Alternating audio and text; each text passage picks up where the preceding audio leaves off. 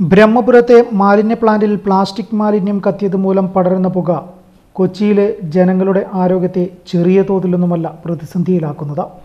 ഒരാഴ്ചയായിട്ടും തീ കെടുത്താനാവാത്തത് വലിയ പ്രതിസന്ധിയായി ഇപ്പോഴും നിലനിൽക്കുകയാണ്. ജില്ലാ ഭരണകൂടവും മറ്റ് സംവിധാനങ്ങളുമെല്ലാം ഒരാഴ്ചയായിട്ട് വിശ്രമമില്ലാതെ പ്രയത്നിക്കുന്നുണ്ട് തീ അണയ്ക്കാൻ. പക്ഷേ കത്തുന്നത് പ്ലാസ്റ്റിക് ആയതിനാലാണ് തീ പെട്ടെന്ന് അണയ്ക്കാൻ സാധിക്കാത്തത്. കൊച്ചിയിൽ വായുമലിനീകരണ തോത് ഉയർന്നു തന്നെ നിൽക്കുകയാണ്. ഇപ്പോഴും തീ കത്തുന്നുണ്ട്. പൂർണ്ണമായും തീ അണയ്ക്കാനുള്ള ശ്രമങ്ങൾ വിജയം കാണുന്നില്ല. ഇതിനിടെയാണ് സമീപ ജില്ലകളിലേക്കും പുകയെത്തുന്നത്. ബ്രഹ്മപുരം മാലിന്യ സംഭരണ കേന്ദ്രത്തിലെ തീപിടുത്തത്തിന് ശേഷം വിഷവായു എറണാകുളത്തിന്റെ അയൽ ജില്ലകളായ കോട്ടയം, ആലപ്പുഴ, തൃശൂർ എന്നിവിടങ്ങളിലേക്കും വ്യാപിക്കുന്നുണ്ട്. കേന്ദ്ര മലിനീകരണ നിയന്ത്രണ ബോർഡിന്റെ മാലിന്യ മാപിനിയിൽ ഇന്നലെ തൃശൂരിലെ കരിമാലിന്യത്തിന്റെ തോത് 138 പോയിന്റാണ്. വായുവിൽ രാസകണികകൾ ചേർന്നുണ്ടാകുന്ന എയ്റോസോൾ മാലിന്യം 126 പോയിന്റും കരിമാലിന്യം 100 പോയിന്റും എയ്റോസോൾ 50 പോയിന്റും കവിയരുതെന്നാണ് ലോകാരോഗ്യ സംഘടന പറയുന്നത്. ഇന്നലെ കൊച്ചിയിലാവട്ടെ ഇവ യഥാക്രമം 400 പോയിന്റും 457 പോയിന്റുമായിരുന്നു. ഇന്നും മാറ്റമില്ലാതെ ഇത് തുടരുന്നുണ്ട്. ഇതിനൊപ്പം വിഷപ്പുകയും കൊച്ചിയിലുണ്ട്. ബ്രഹ്മപുരത്തെ പ്ലാസ്റ്റിക് മാലിന്യം കത്തിയതിലൂടെ പുറത്തുവന്ന രാസമാലിന്യങ്ങൾ ദീർഘകാല പ്രശ്നങ്ങളുണ്ടാക്കാൻ പോന്നവയാണ്. ഇതും ആശങ്ക പടർത്തുന്നു. മലിനീകരണ നിയന്ത്രണ ബോർഡിന്റെ തത്സമയ മാലിന്യ മാപിനികളില്ലാത്ത കോട്ടയം, ആലപ്പുഴ ജില്ലകളിൽ ഉപഗ്രഹാധിഷ്ഠിത മാലിന്യ മാപിനിയായ ബ്രീസോമീറ്ററിലെ കണക്കുകളും ആശങ്കപ്പെടുത്തുന്നതാണ്. കോട്ടയം നഗരത്തിലെ മലിനീകരണ തോത് നേരത്തെ 150 പോയിന്റായിരുന്നു. ഇന്നലെ 220 പോയിന്റ് പിന്നിട്ടു.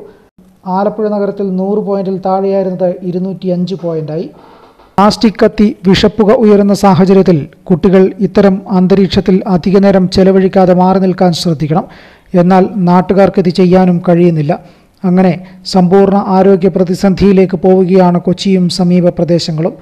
ജൈവമാലിന്യങ്ങൾ ശേഖരിച്ച് ബുധനാഴ്ചയും അമ്പലമുകളിൽ സംസ്കരിക്കാൻ എത്തിച്ചിട്ടില്ല.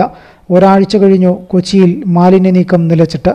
തീപിടുത്തത്തെ തുടർന്ന് അമ്പലമുകൾ ഫാക്ടറി കോമ്പൗണ്ടിലുള്ള കിൻഫ്രയുടെ സ്ഥലത്ത് ജൈവമാലിന്യം താത്കാലികമായി സംസ്കരിക്കണം എന്ന് തീരുമാനിച്ചെങ്കിലും മാലിന്യ വണ്ടികൾ ബുധനാഴ്ചയും എത്തിയില്ല. നിലവിൽ ജൈവമാലിന്യങ്ങൾ തള്ളിയിരുന്ന ബ്രഹ്മപുരം പ്ലാന്റിലെ സ്ഥലത്ത് തീപിടുത്ത ഭീഷണിയില്ല. ബ്രഹ്മപുരത്തെ തീപിടുത്തമെത്താത്ത സ്ഥലത്തോ കിൻഫ്രയുടെ സ്ഥലത്തോ മാലിന്യം എത്തിക്കാനുള്ള തീരുമാനം ഇനിയും നടപ്പാക്കാത്തതിൽ കോർപ്പറേഷനെ കുറ്റപ്പെടുത്തിക്കൊണ്ട് ജില്ലാ കളക്ടർ സെക്രട്ടറിക്ക് കഴിഞ്ഞ ദിവസം കത്ത് നൽകിയിരുന്നു. കോർപ്പറേഷൻ അധികൃതർ ഇതുവരെയും അതിനുള്ള നീക്കങ്ങൾ നടത്താത്തതിലുള്ള അതൃപ്തി അറിയിച്ചുകൊണ്ടായിരുന്നു കത്ത്.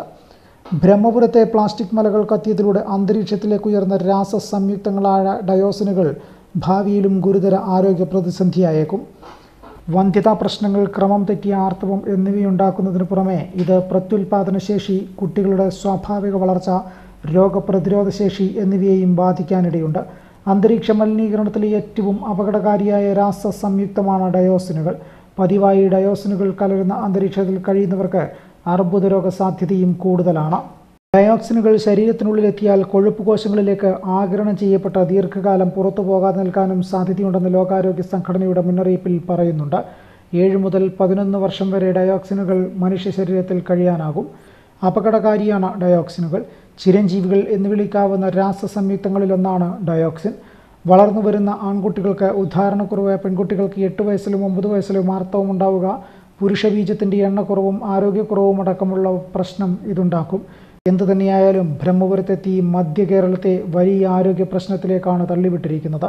ഇപ്പോഴത്തെ തീ അണച്ചാലും മാലിന്യ സംസ്കരണത്തിന് കൃത്യമായ പദ്ധതി തയ്യാറാക്കിയില്ലെങ്കിൽ ഇനിയും ഇതിലും വലിയ തീപിടുത്തങ്ങൾ ഉണ്ടാവാനുള്ള സാധ്യത തള്ളിക്കളയേണ്ടതില്ല.